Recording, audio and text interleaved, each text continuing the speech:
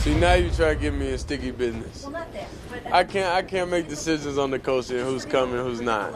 Shedeur Sanders has reached a breaking point, and if you thought he was just going to keep smiling through the noise, this week proved you couldn't have been more wrong. In 2026, with his name bigger than ever and his spotlight brighter than most quarterbacks in the league, Shedeur isn't just dealing with defenders anymore. It's those coaches and also it's other coaches also, that poured into me and that helped me throughout everything. So definitely, it take a village. It take a village to grow someone. He's battling a media machine that seems determined to turn every breath he takes into a controversy. And when Browns head coach Kevin Stefanski was suddenly fired, one reporter saw blood in the water.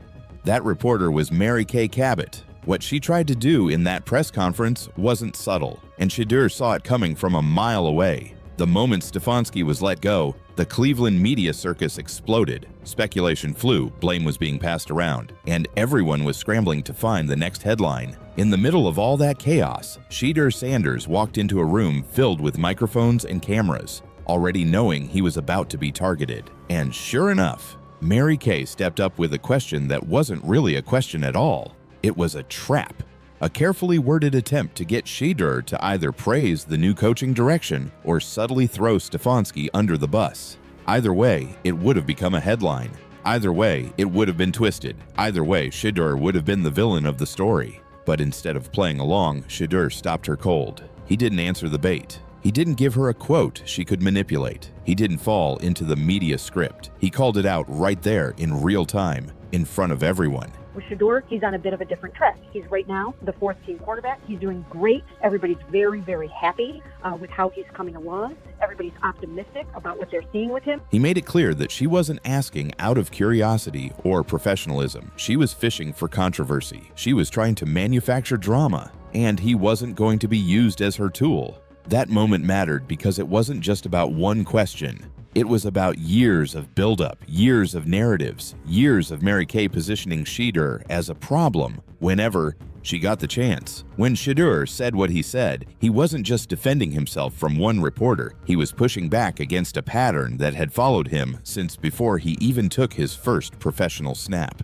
As the fourth team quarterback, and maybe not necessarily someone that they are trying to get ready as fast as possible to start on opening day. Not saying that he can't, because he's being given a chance just like everyone else. Mary Kay Cabot has never been comfortable with Shedeur Sanders winning. When he stepped onto the field and started playing at a high level, she couldn't criticize his performance. His throws were sharp, his decision-making was strong, his teammates trusted him, coaches respected him, so instead of talking about football, she started searching for something else, anything else, and when she couldn't find it, she tried to create it. One of the earliest examples was the Gabriel situation. Before Shedeur even had a real chance to establish himself, Mary Kay was already pushing a narrative that Dylan was the better quarterback. She hyped him up constantly. Every practice rep, every throw, every small moment got inflated into a storyline meant to suggest Shedeur wasn't really the guy. She framed it as competition, but it wasn't balanced. It was targeted. It was designed to plant doubt.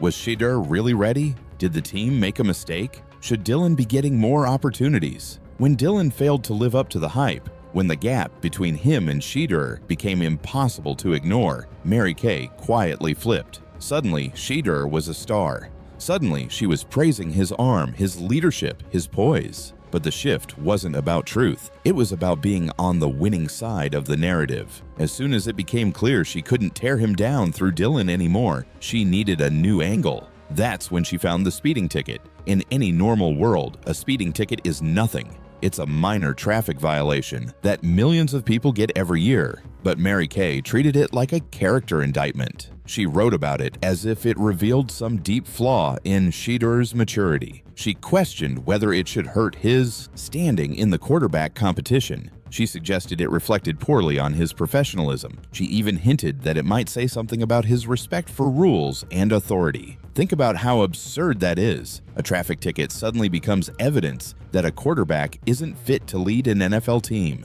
That wasn't reporting. That was reaching.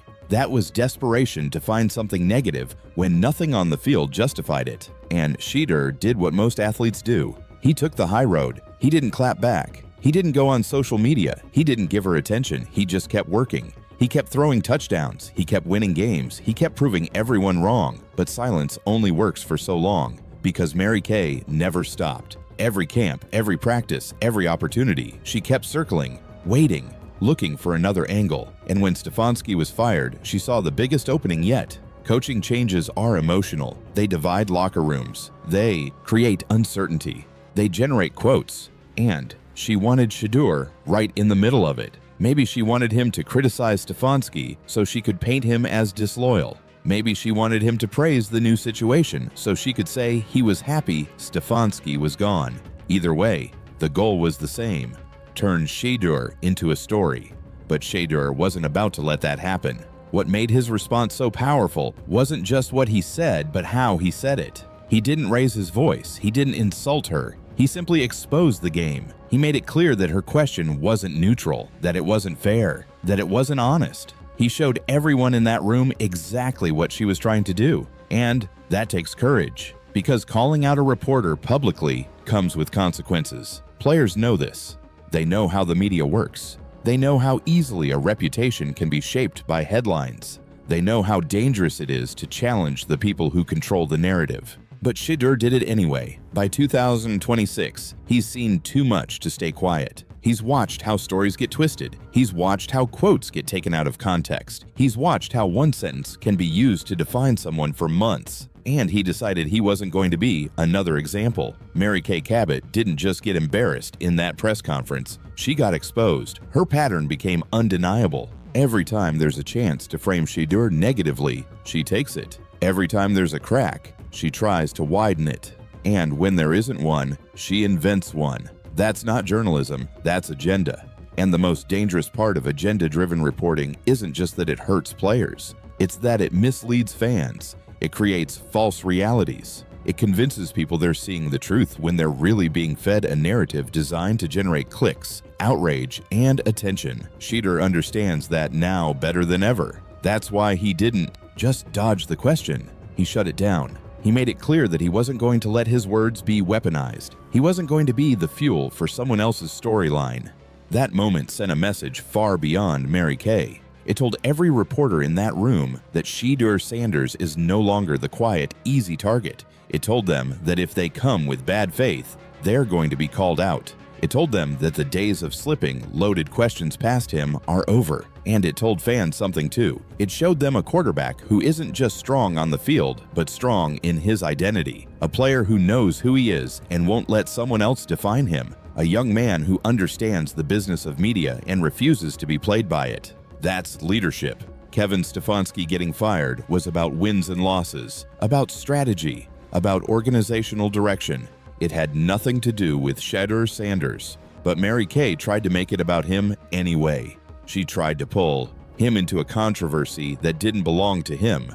And for once, it didn't work. Shedeur has drawn a line, not with anger, not with insults, but with clarity. He's shown that he sees the game. He understands the motives, and he's not going to allow anyone to use his name as a prop. In a league where narratives are often more powerful than stats, that might be his most important win yet.